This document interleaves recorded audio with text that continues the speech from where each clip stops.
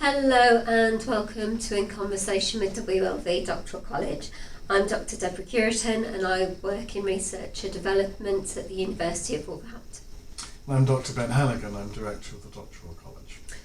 Today we're going to talk about something that came up in one of our PhD hangouts, our online hangouts, where students were talking about feeling guilty and the reasons why they felt guilty. So we said we'd do a vlog around guilt and the feelings of guilt when doing a doctorate. So I've got a list of things that people were talking about feeling guilty about. So the first thing was when you carry out your work, so the time at which you work. So you mean maybe you get to the end of the day and you think, well, today I had penciled in as a day to do a lot of PhD work, but I've watched Antiques Roadshow, I've hoovered the flat, I've washed the car, I've not done any work. So you succumb to the terrible sense of guilt. Yes. And that gives you like a conundrum, which is, do you then spend working till 4 a.m. to try and make up for this? Or do you just think, well, it's not happened, but then you feel a bit bad and okay. So I recognise that form of guilt, because I like Antiques Roadshow. So. And you wash your car on a regular basis. I know what they're saying. Yeah.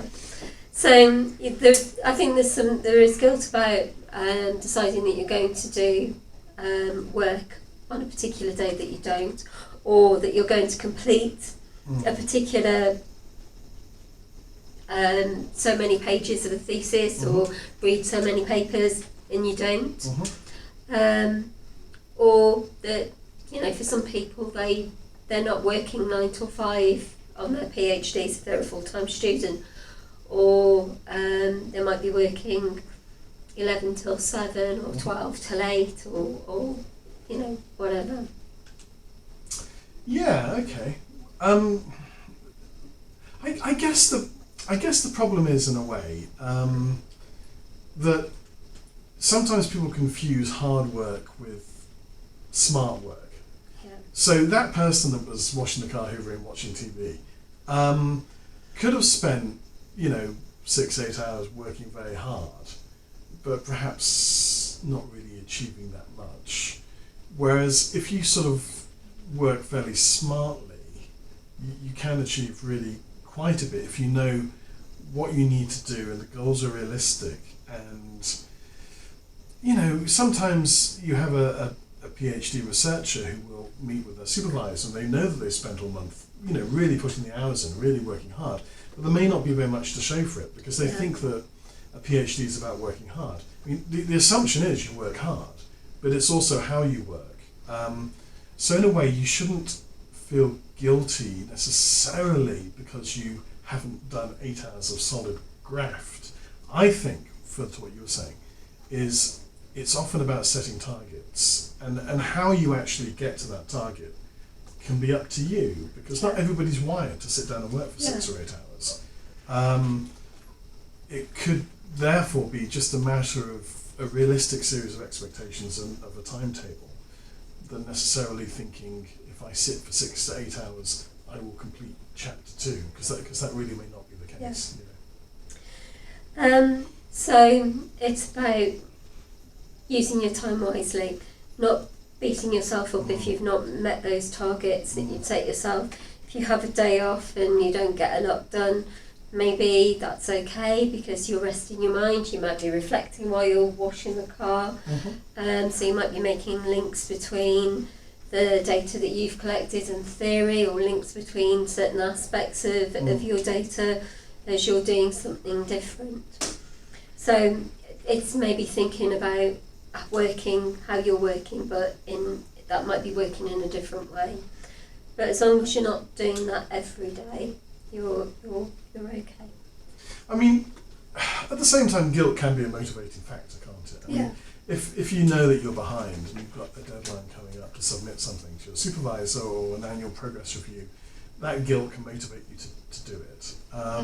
Maybe we need a bit of motivation because, now we can work at home, we can have a computer in a cafe. It's not like a few years ago when to do the work you would maybe need to relocate go to university campus, go to a library, you're in the library, you're sat down, there isn't interruption, there isn't social media, you're kind of in detention in a way, and 6 hours later you've probably done what you needed to do because there's nothing else to do. So we're in a much more complicated environment in terms of achieving stuff, I think, now. Some researchers will do that. They will put themselves in the library. Yeah. They will have a packed lunch, who knows what, but they're not going home until 6 or 7 o'clock in order to try and achieve what they can't achieve in the home environment because there are too many interruptions and calls on their time. So maybe guilt can be a bit motivating, but I think it's when it becomes demoralising. Yeah. Because if you're a full-time PhD student, what you're doing is advancing the PhD, and if you haven't done it that day because you've been preoccupied with other things, that can be difficult. If you're dealing with a load of sort of calls on your time from family or who knows what, and then you have a space to do it and you've not done it, then you feel you've wasted that space, and the next couple of days are dealing with family-related matters and you've lost the opportunity. And that can be quite demoralising as well. As I said, I think it's about realistic target setting, and it's not about what some people would call a Protestant work ethic, where we feel that every day we have to be working hard, we have to have the kind of calluses on our fingers to show that we've been working hard, and that's the only way that we've justified the existence of that day and ourselves doing a PhD. Not at all. It's about smart target setting and development as agreed and supported by your supervisors, and giving yourself a series of realistic goals for a particular time period. So don't feel guilty if you're working away from the office. You don't have to work on campus. It doesn't have to be in the library. It can be sat in a cafe with your laptop. It can be at home. It can be outside. I think I say this quite regularly, but during the summer I quite often work at home and sit outside in my garden working, and I get more done there than if I was sitting inside.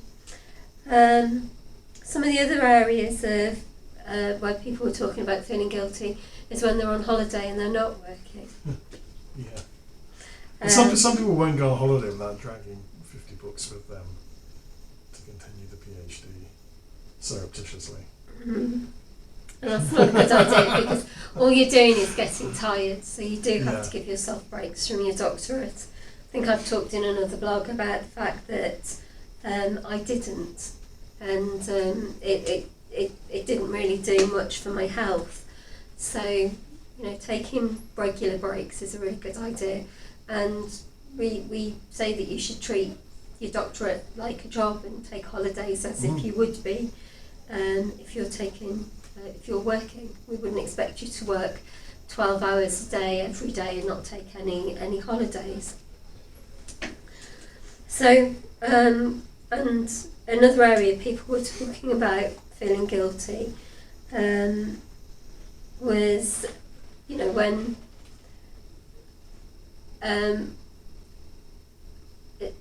I think there's something about quality and quantity. So people sometimes feel that they've done loads, but it's not a quality piece of work. And how do you manage that? Yes, that's a very good point. The person motivated by guilt, who therefore can spend dozens of hours writing, can produce fairly watery stuff that's not necessarily tied to the methodology or to the approach, or and then you've created 10,000-20,000 words that you're going to have to revise painfully before you can put the thesis in, or just going to have to cut, which is also quite painful. Whereas somebody else has maybe delivered 1,000 incisive, useful words that are genuinely a stepping stone and are going to be included, every one of them. And so this guilt motivating quantity can be an issue, I think. Definitely. Sorry. So, what would your advice be, really? To write for, set yourself some good, realistic targets. Write for a while. Take a break during the day. Rest your mind. Take a walk. Do some exercise, and not.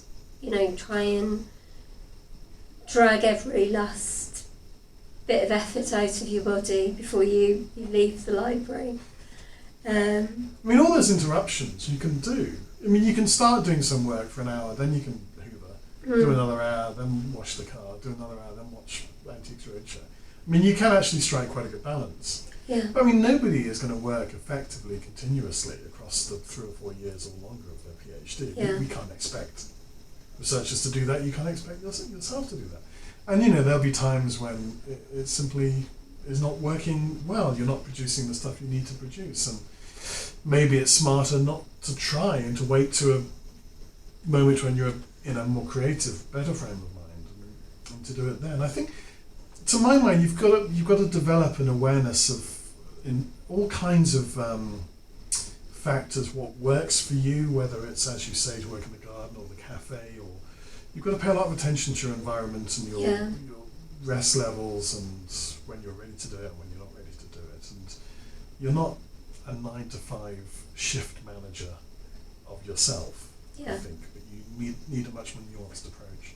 Okay. So, don't feel guilty. Work hard, work smart. Don't wear yourself out. Take breaks. Look after yourself, and don't take your PhD on holiday with you, or your doctorate on holiday with you. Is that about? That's about it. Yeah, that's what you said. Okay, so thank you for listening to this vlog, and as always, if you've got any topics for vlogs that you'd like us to cover, do tell us in the comments section below. Thank you for listening, and look out for our vlogs in the future. Okay, bye. Bye.